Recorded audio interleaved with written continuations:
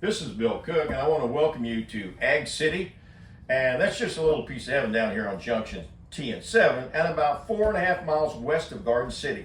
And I'm very excited today to have a really key person in our area that knows a lot of stuff, Ron Highley.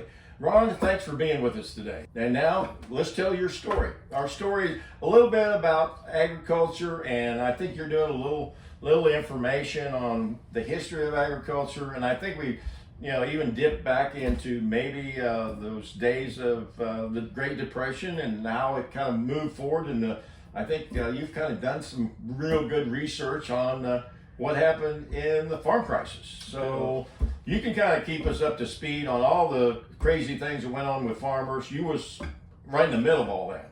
So I was not around for the Great Depression. No, I understand that. But I was kind of there for the 1980s farm crisis. But anyway, I'd been retired 2 years, a little over 2 years from the Farm Service Agency, so I was very fortunate that I started that in the middle 80s and then worked basically in Cass County my whole career. So now I still farm just a little bit, and that's my hobby, and I'm kind of involved with a local newspaper, and and world-class horseshoe pitching. Sure. So that's my story right there, and I'm sticking to it.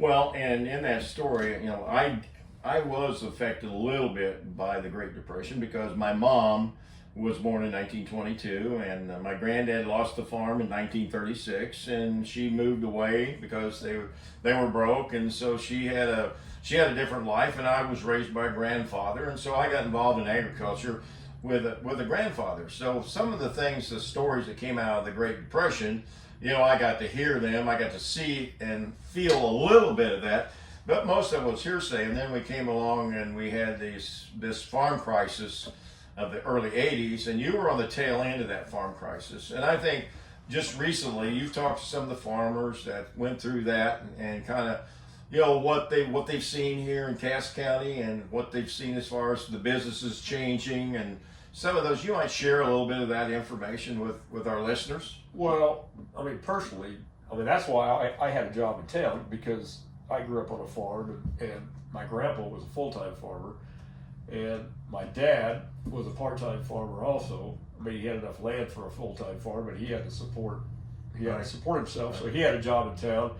So then, when I got involved in farming, it was the early 80s. So I don't think I realized how bad it was, because my grandpa and my dad were helping me out. Mm-hmm. Sure. But and then when you kind of get to be an adult and you get out on your own and you got payments and you got kids and you got a wife and you got to make money, so then you realize kind of how bad it is. Mm-hmm. And that's why you get a job in town.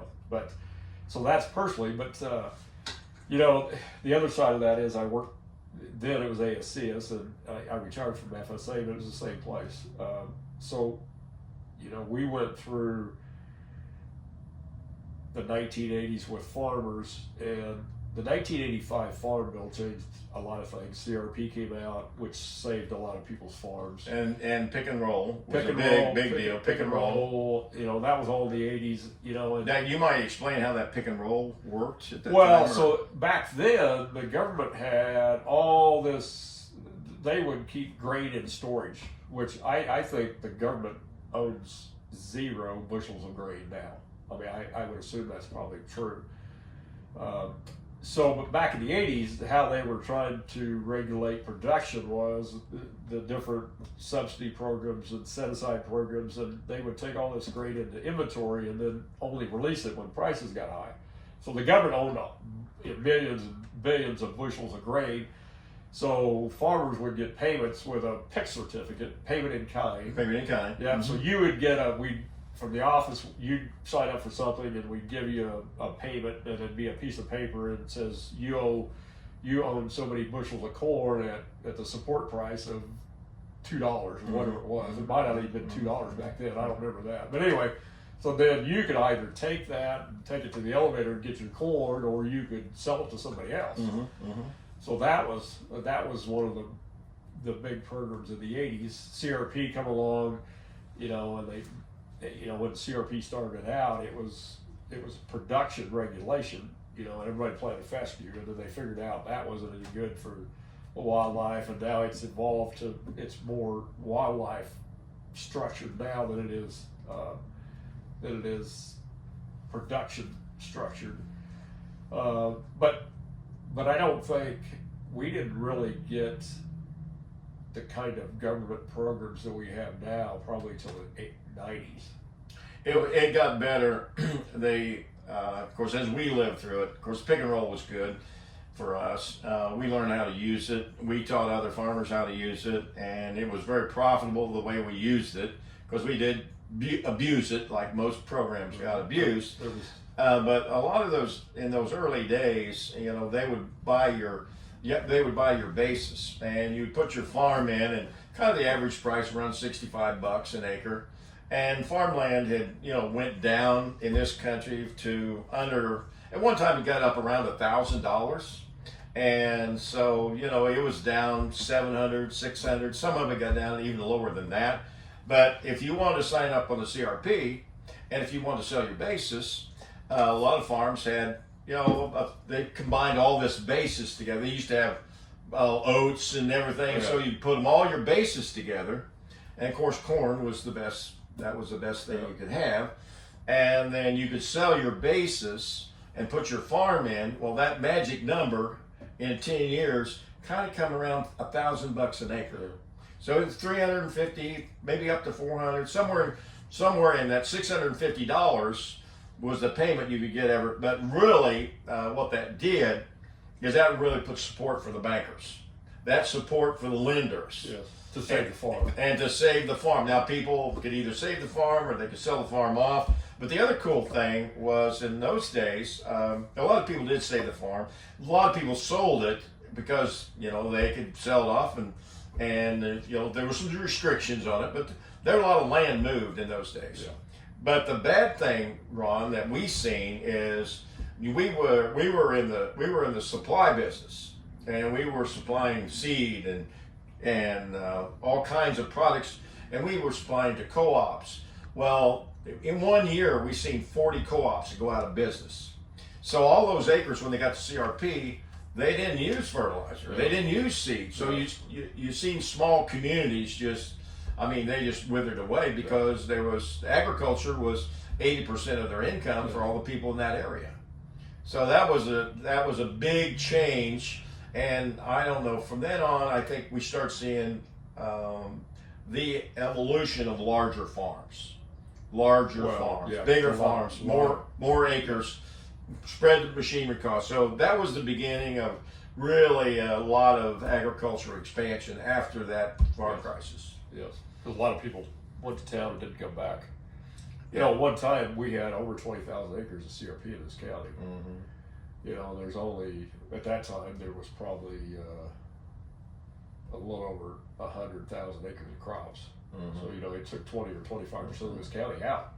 Yeah. And then, as you went, and we were a county that was fortunate because we were South Kansas City, and we had, like you said, we had jobs. Yeah. So you could go and you could farm part-time.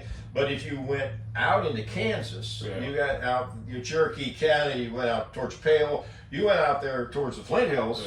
Or North Missouri. North Missouri. North Missouri got hit hard. Yes, because there was a limit on CRP of 25%. Right. And those counties hit that, just boom. Yeah. And you couldn't go over that limit unless there was some kind of exception, but we never got close to that. But those counties up there did, because they just put it all on CRP, and it really shut a lot of those communities down.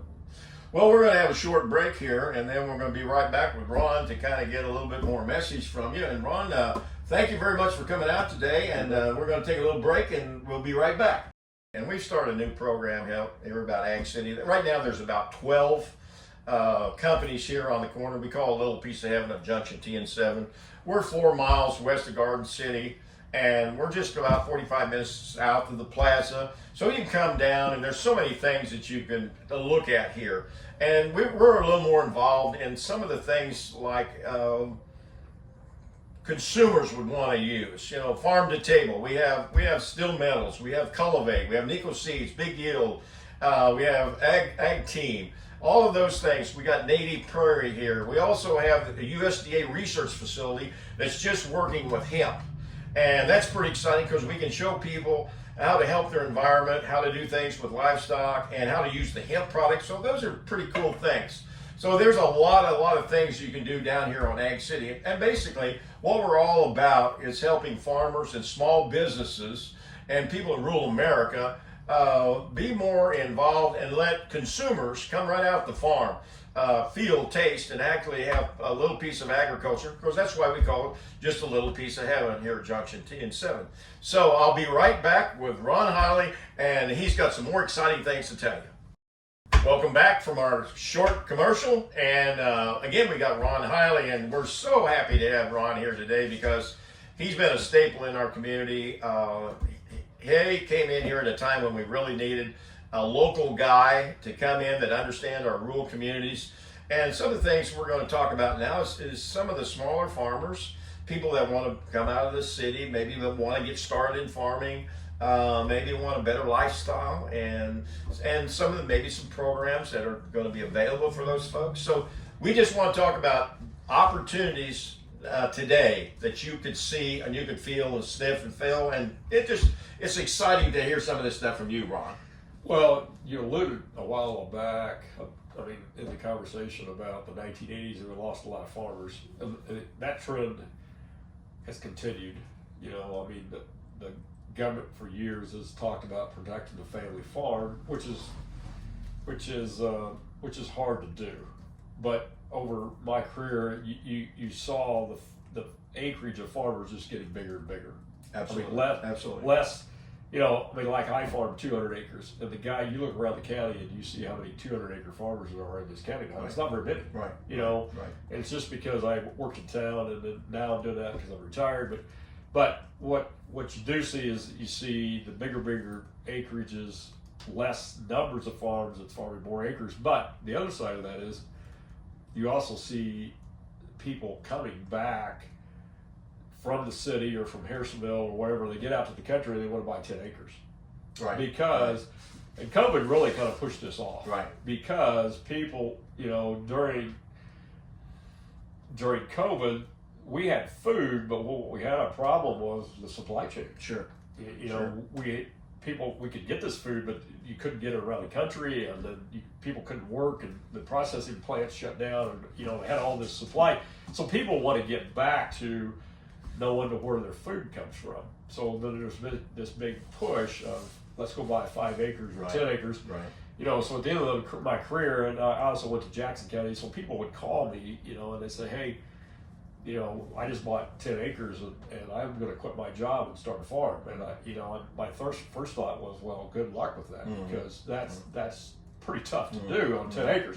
But they could keep their job and they could start their 10 acres and they could grow their vegetables and they could have a goat and they could have a steer and some chickens and that kind of thing. So you know, to me, the trend is we're going to have more bigger farmers, and we're going to have more little farmers, and the people in the middle, like me, are eventually almost going to go away. Sure.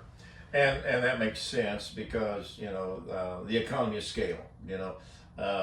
Any kind of tractor is $100,000. Oh, yeah. You know, you try to put equipment together. You know, there's $500,000 worth of equipment in a heartbeat, unless you're buying all used, and then there's a $100,000 caddy bill, and then John Deere won't let you work on your own because you got to take it to John Deere and pay $180 an hour to let them to tweak your gator. Yes. So I mean, the whole system has got all messed up in certain ways. But what we see, and I've been involved in this hemp thing since 2019, and we've had a lot of people come back and say, okay, how can we make a living on 5 acres? How can we make a living? Well, you know, they got sold a bill of goods with hemp, number one, you know, CBD and oil, and we've done all that, and none of it has worked very well. And so, but the trend is still the same. Now, you know, we have people that want to come, and it's not, Ron, it's not just making money anymore. This Gen Z that's out here, totally different thinking people. Yeah. They want a lifestyle. Yeah. They want to live. They want to eat healthy food, They don't believe anymore. They don't believe in the food companies. They don't believe in a lot of and COVID did a lot to taint us on what our doctors are telling us is good for us. Yeah. So the whole Gen Z, they've experienced it. They live it. Now they're wanting to have. They're saying, where's my lifestyle going to be? How am I going to live my life? And that's getting to the farmers too, because they're starting to question farmers about how you're raising my crops. Absolutely. And Absolutely. so, I'm in a program with Schooler on wheat, and they've got an incentive. If you raise a wheat a certain way, they will give you an incentive because they've got a company behind the seeds that want to buy that wheat because it's been raised this way. Yes, exactly. Yeah. And we see that predominantly all the time. We've been working with a company called Majestic Milling. So they were big in organic. They still are. They were pretty big in non-GMO. Now the non-GMO thing is fractured some because everybody started talking about non-GMO and they kind of abused it a lot maybe. And so, but the buyer still has to listen to the consumer.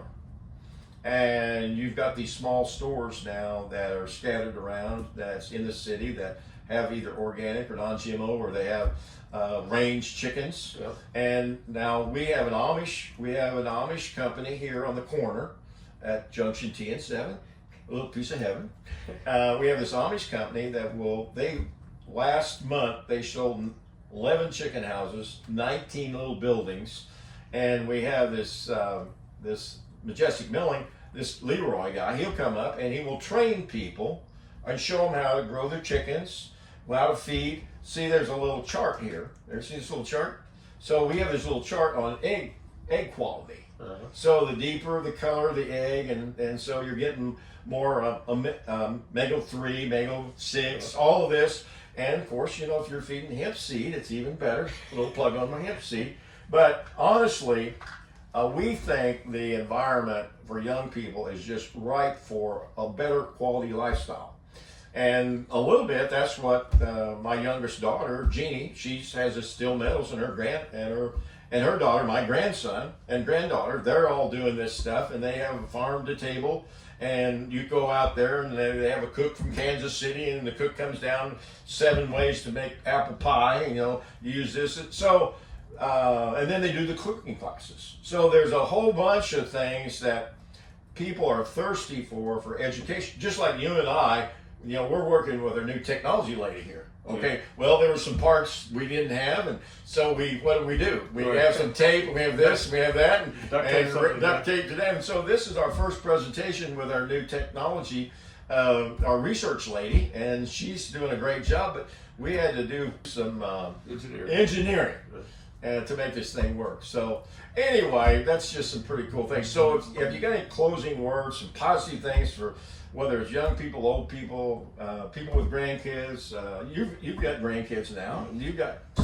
Where's the sweet spot? So farming is still a great lifestyle. Amen. So here's what I'll say. So we've got our youngest grandson who is 9, almost 10. He's gonna be 10 this month. So he stayed with us all this week. So I said, well, to Victoria, my wife, I said, well, so why is he staying here all week? Well, it's because he lives in town. So she said he just needs a week on the farm. Mm-hmm. So that's why he's with us. So farming is still a great lifestyle. Sometimes I question why, because I don't, with my farm, I've got old used equipment that I take to the mechanic a lot, and every time it breaks down, I'm thinking, why am I doing this? And, you got to weld this and fix this. So so you make payments on new ones or you put parts on the old ones, one of the two. So I keep thinking, but when it comes time to plant and it comes time to harvest, that is the special time of the year. Right. So and then it rains for a month and you don't get back in the field. But it's still a great lifestyle, and I'm set up to do it for several years yet. I don't know when I'll quit, but it's still a good lifestyle. So I got 2 older grandsons too that I don't know. Hopefully one of them is going to hopefully take over our farm sometime. Mm-hmm. So that's every dream. Yep. Every person's dream. Yes. Yeah. But they also, one of them's going to go in the Air Force and the other one's going to go be an engineer. So